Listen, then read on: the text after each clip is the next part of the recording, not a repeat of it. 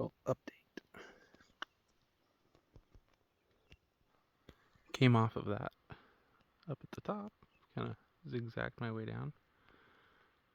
I think it was. I got foggy real quick. Must have sweat on it.